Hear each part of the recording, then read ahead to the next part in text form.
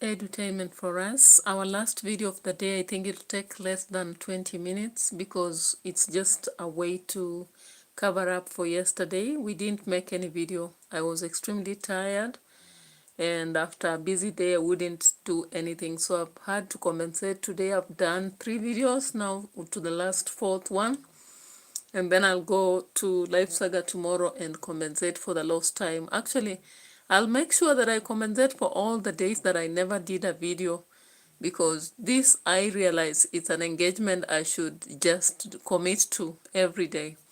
So guys, what is popping in the government? There's a lot. Of course, the interview that was called by on NDINDI and BABU is a stirring moment for Kenya. And we've learned a lot from the two people, actually. Even their reasoning, their argument is quite different from the rest of the citizens. Of course, among the things NDINDI has said, if you want to develop a county, it is so easy, especially when it comes to matters education. You can actually have duplication, not really duplication, but analysis of projects. Then you have massive supply acquisition, and also you keep buying material from the same suppliers, which means with the time you will be able to buy products cheaply. And then if it's like, let's talk about the designs of classrooms or laboratory, you don't have to keep hiring architectures all the time. You can use one person to duplicate the same thing in different schools so that we have a similar model in different schools. That is a very brilliant idea. I don't know if any other leader in Kenya has thought of the same. Now, in a country, we need an economist, and we need, you know, a person who is actually resonating with the situation on the ground. Actually, sometimes I normally wonder why people never thought of this guy Wajakoyo. Some people might find it so funny with his kind of suggestions he was giving, but I think he was realistic than what we have, because looking currently at what we are talking about, Singapore, Malaysia, and all those countries, it is never easy to just have a baby coming out and starting to run before they go through the struggles as a mother. You sit watching the child struggle, even sitting becomes a problem before they crawl and then stand and then run, walk and then run. It's not easy. It's never easy. So how can Kenya, for example, come from third world and skip to first world? It's such a dream, right? We must be dreamers in Kenya. All right, so I want us to start with John MBADI. John MBADI has confirmed a very clueless idea before the president. And how true is this? Maybe let's just listen to what he said to understand the cluelessness in John MBADI, something that annoyed the president. Making profit, yes, but out of it, you can raise 240 billion shillings at one go by selling only 15% of it. You have 35%, you can still retain 20%. And by the way, it is not just this government which is selling or offloading shares. It's actually sale. It's offloading shares. It's only Uhuru Kenyatta who did not offload shares in Safari. Moi did 40%. Kibaki did 25%. We are only doing 15%. Why this noise about 15%? Why did you make noise when Kibaki was releasing 25%?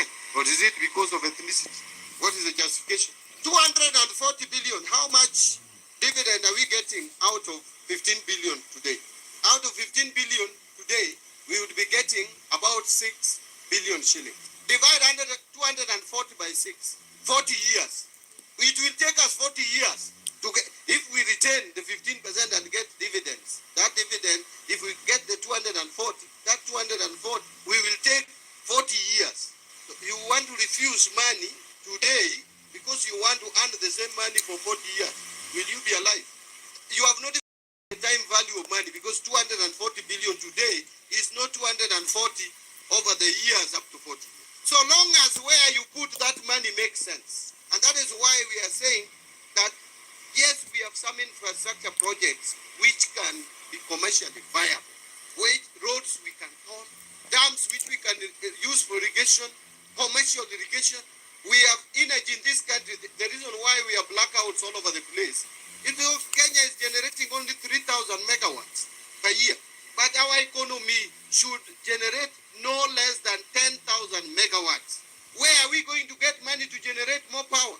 Mutaua Wandai Pure, ati Wandai anafanya tuko na blackout, anatoa power wapi? He cannot manufacture power in Ugunja. He needs to invest money to generate power and transmit it across everywhere in our villages and in our factories. Where does he get that money? He has to come to me. Where do I get the money?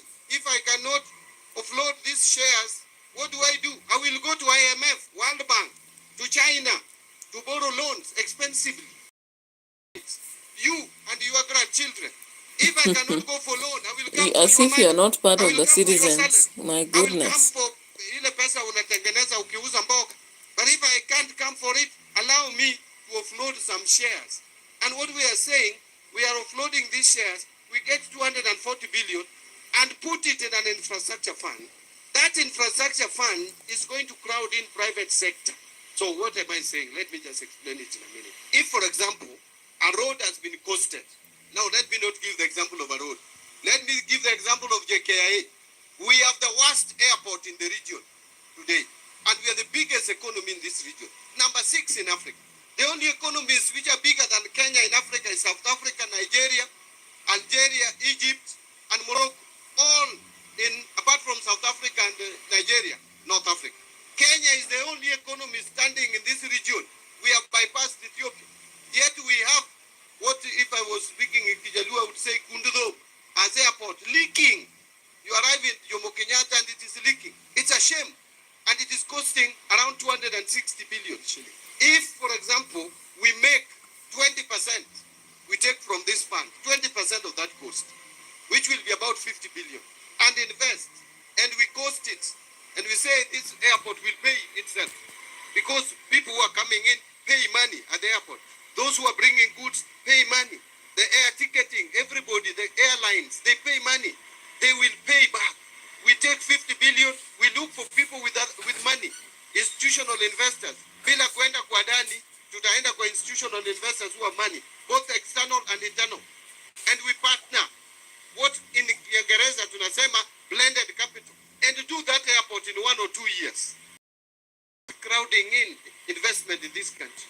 People start seeing Kenya as a serious investment destination. Who does not want that? And naysayers will always tell you government watakula. Kwani ni sisi ndio tunaweza kula, wao hawawezi kula. Why must we wait for them to be in leadership? And they have characters worse than some of us. Give us time, allow us space. All right, so you can actually hear John Buddy was rambling, kept talking and talking, and all he was doing was actually kind of complain.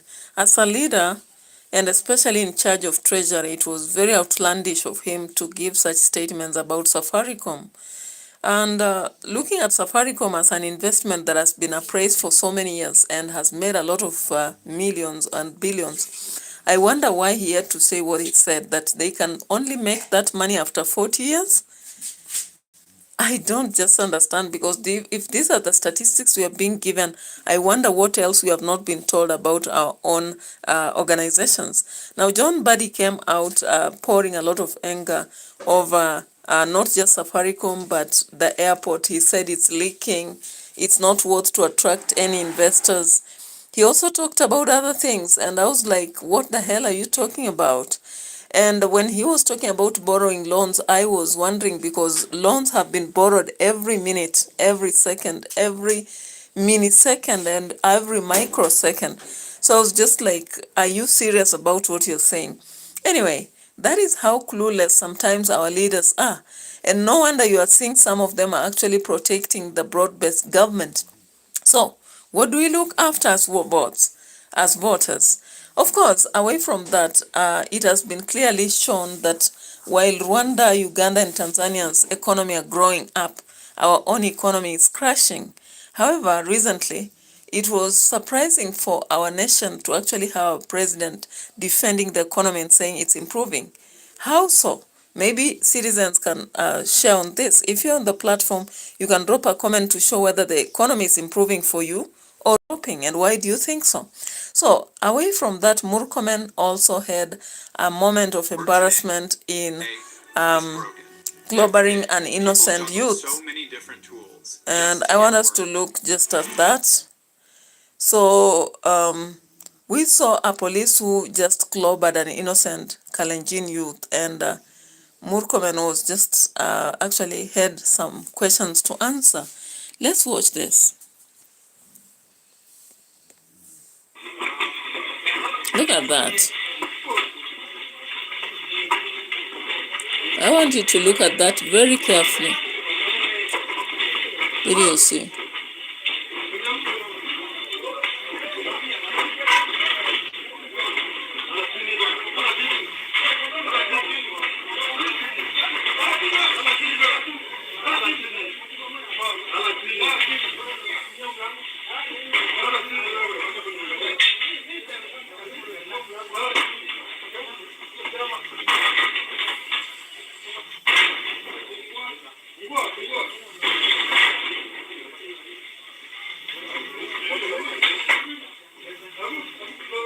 Now, as soon as other officers joined the two, guess what happened? They started demanding.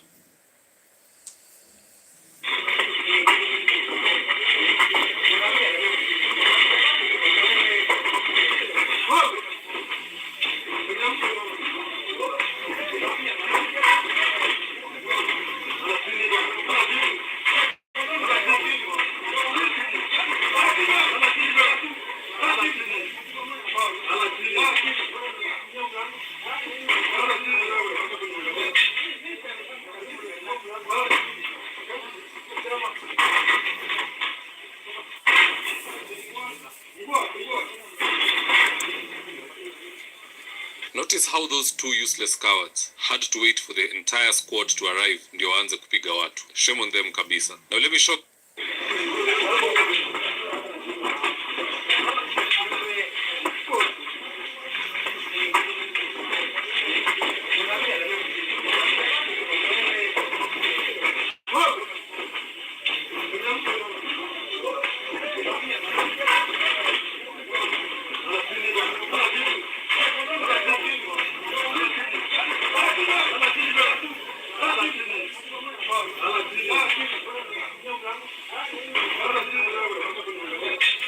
It's so sad how the police in Kenya sometimes handle the young people, because actually they create a very bad relationship between the police and the young people.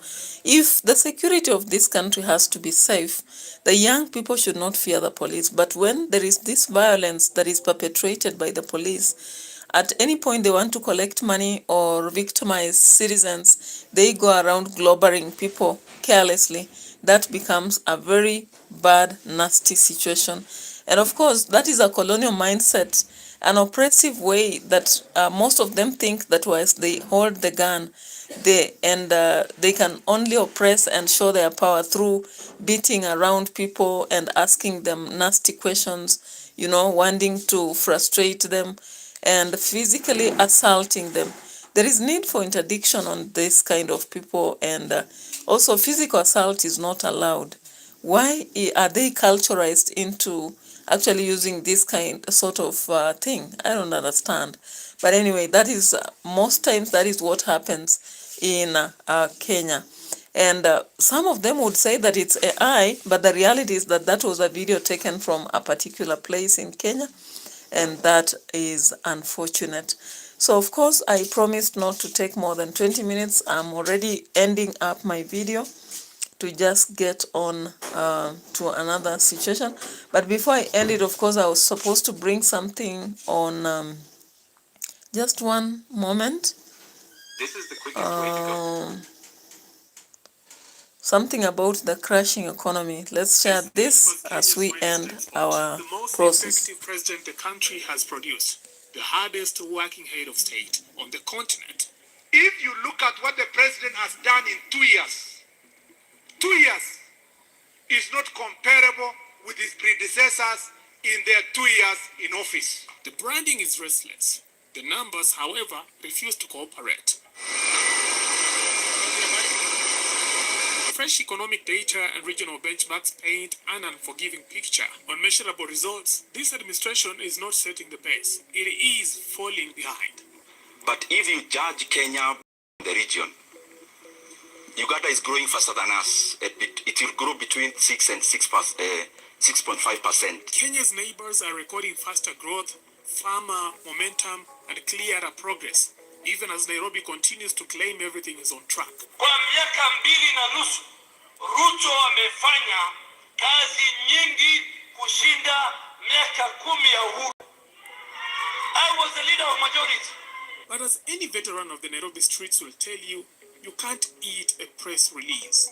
And that is where NDINDI comes in, armed with balance sheets, growth rates, and regional benchmarks. Uganda is growing faster than us. It will grow between 6 and 6.5% in the year 2025.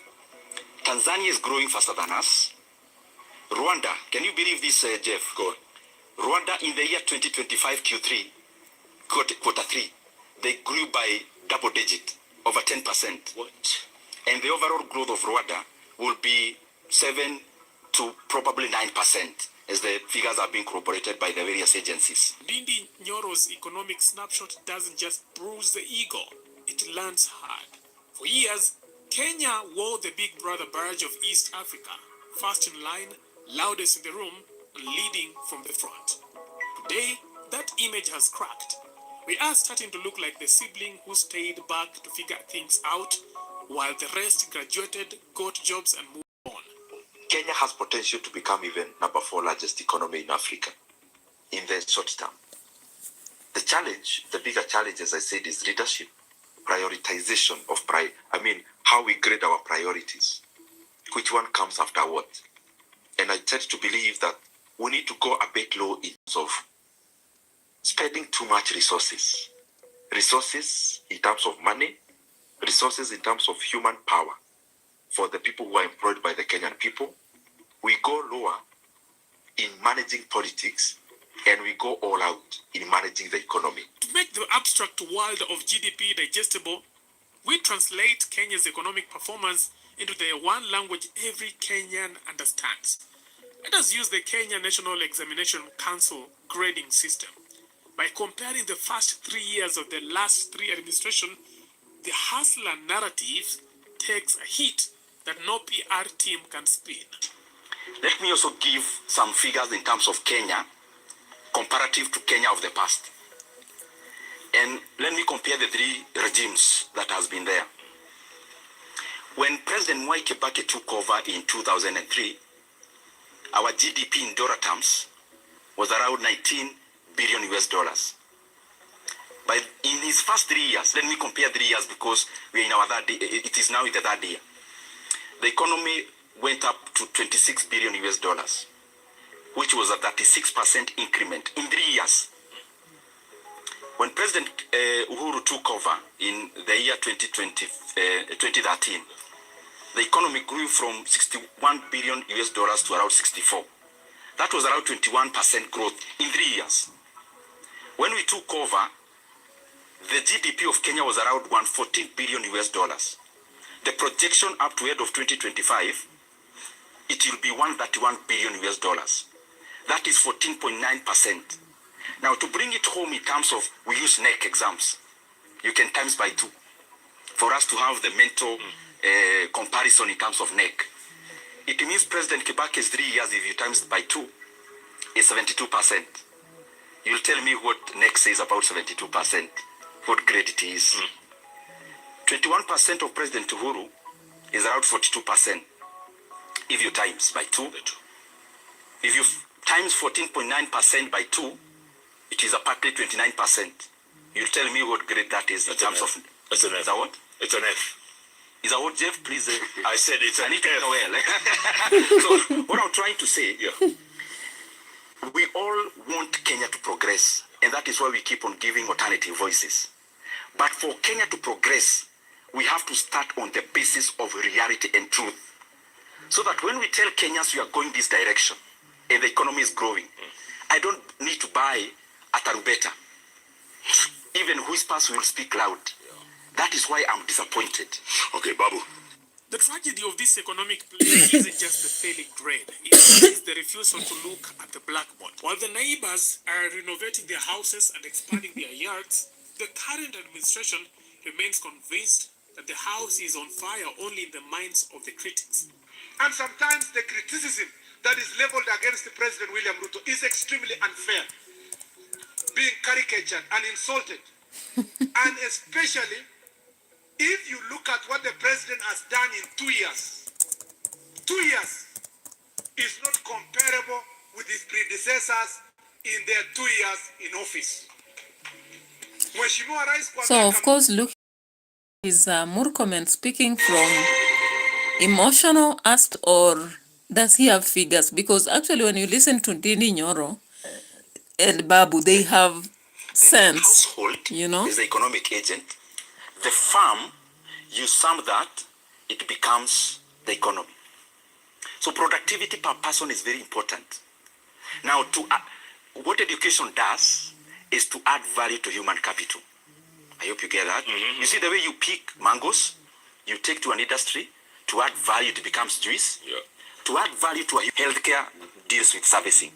So the reason why in Kiharu, everything rotates around education, it is because it is education that builds roads. It is investing in education that builds all the other things. And I'm not saying we don't do those things. Just saying why most of the things around CDF in Kiharu rotate around them. Now, Kiharu has 112 public primary schools.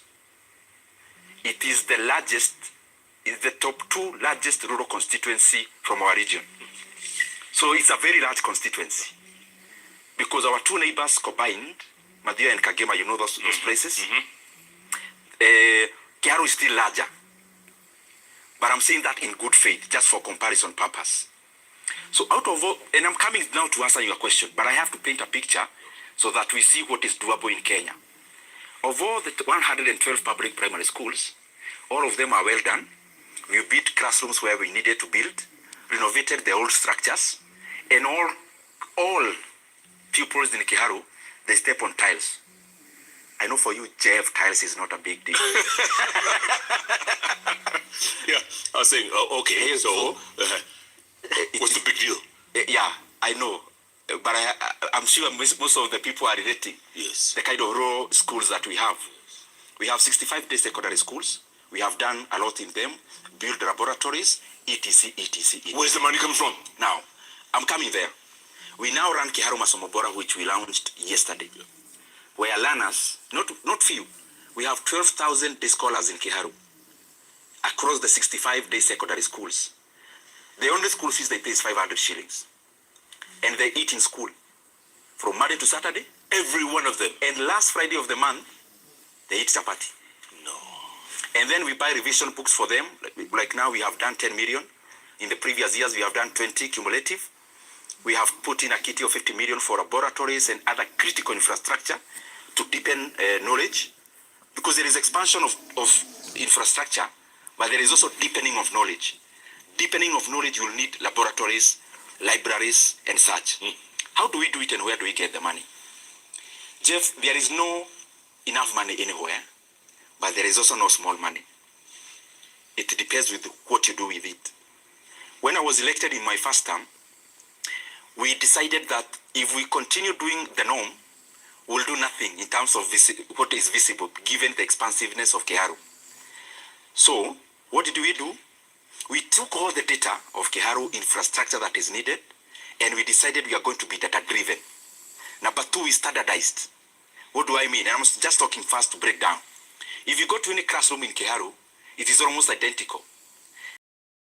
The window, whatever we do is more or less cut and paste, cut and paste. Yes, standardization is very important. Then, the breaker is the method we use called labor-based. It's very intensive in terms of time, very, very intensive. But we do labor-based. What is this and what is the difference? You take to school A, 1 million shillings in Kiharu. You take to school AX in another constituency, 1 million. Let's use 1 million. So this 1 million you take in another place, you give a contractor, 2 things happen. After you launch as the MP, and you leave the gate after shairis have been said for you by the students, makofi imepigwa na wazazi. By the time you leave the gate, you leave with 160,000 shillings. Do you know what that means? Tell me. In a million, 160,000, you live in Kenya, you know what I mean? Yes. What? It's ka-chink, ka-chink. VAT. Because in every BQ of government, there's a remnants of VAT on the total sum. Then, number two, you give a contractor. By the time you leave the gate, remember a contractor is not an NGO. So, more give or take in Kenya, contractors get that % of the total. So that's 300,000. 1/3, yeah. By the time you are leaving the gate, you have walked away with 460,000. Yeah, almost $500,000. Yes. So actually took to the school 540,000. So in Kiharu, what did we do? We trained our own people in my first term, 150 people on how to do tiling because we knew it would be a critical element of our work where we had deficiencies in skill. We also did professional painting of 150, normal people who do the works, and we taught them professional painting. Those are the two gaps we had realized there was deficiency in terms of skill. So we are able to do double work for the same money. Now, okay, tell me, hold on, hold that thought up. Yes. What's the population of Kiharu? Kiharu voters is around over 120,000. 120K. Yes. Babu, population of Embakasi East. 154,000 registered voters. It's not so far away, huh? Yeah. It's not that far away from Kiharu, huh? Yeah. Can I finish with the... Yeah, real quick. With the last one? Yes. So that my brother also, because he's done also very well, he can also jump in. Now, that is the hard part of education, because we categorize education in two ways in Kiharu. There is the hard part, and there is the soft part. The hard part is infrastructure. We built even new schools, like 7 new secondary schools, but I don't want to keep on tabulating. I want to go to the main issue. So there is the hard part of education, which you have to do. There is no two way about it, Jeff, because it is needed, and you can't talk about now the soft part, which I will talk about, before you have the right infrastructure. Right. So our focus now is turning to the soft side, because we have done so much in the hard part. The soft part is what? After you build this infrastructure, can learners be maintained in school? That's the soft part. Having the learners now in school. That is why we started Kiharu Masomo Bora, 12,000 learners, 65-day secondary schools, covering everyone who goes to school there, including non-Kiharu residents. You get that? Yeah. And the primary basis of that program is Kiharu NGCDF. And I would have told you other things, like beyond that program, building infrastructure, there is motivation of even taking principles to Dubai, and so many other spices that and chapati is every last Friday. But people can compete. I'll be coming off. In terms of Babu, yes. You are very, in terms of education. Yeah, you are very popular. You've really concentrated a lot on bursaries, right? Yes. A lot of kids, destitute, desperate kids, bursaries. Where's the money coming from, man? Jeff, number one, so long as you're doing development that is meant for the public, it doesn't matter where money comes from, so long as that money goes to the public, because it belongs to the public. We are given money, NGCDF, a percentage given for bursaries and other departments, and I would support my brother NDINDI by stating clearly that even you don't have even to explain where money is coming from NDINDI, so long as that money is going to the people. Because who is benefiting is not you. It's the students who are benefiting from the program. And that is what we need. Those people who have a problem with NDINDI, they are people who fear reasoning. These are people who are ordinary leaders. We need extraordinary leaders, not just ordinary leaders. Jeff, when it comes to bursaries, the reason why I focus on education so much is because I'm a product of education. Were it not for education, Jeff, I would have never come to Nairobi. I came to Nairobi in the year 2007. For education. Were it not for education, I would have never been a student leader. Were it not for education, I would have never been a member of parliament. Jeff, the same opportunity that I was given while I was in primary school, while I was in secondary school, while I was at the university, is the same opportunity that I wake up every single day in the morning to give to a child, to put a smile on the face of that child. Because I know, Jeff, they lack a vision. That is as simple as that.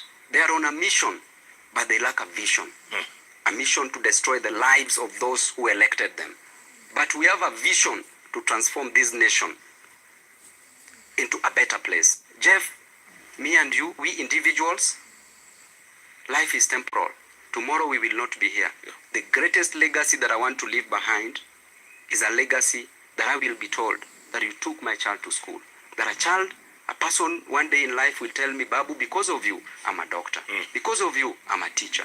That question, Jeff, I also want to extend respect to the readers because they're not respecting you. Clearly, they're not respecting you. I have not seen any, unless maybe I have not seen any directly doing so. Because I'm saying so because every area has its own dynamics, and nasijaribu kutetea mtu. And they have their own whatever they want to achieve. And I think what you are doing is just to show that there are some things that are doable. And I demonstrated, even as I come in for my colleagues, I demonstrated yesterday, Jeff, that there are some things collectively we can do as leaders, myself and the other members of parliament. All right, guys, that's enough for us tonight. And I think when the rest of the leaders actually follow what Babu and NYORO are sharing, instead of critiquing and asking where their money is coming from, we would have a better Kenya. So adios, have a good night, have a good day. And let's meet again tomorrow in more reactions. Bye-bye for now.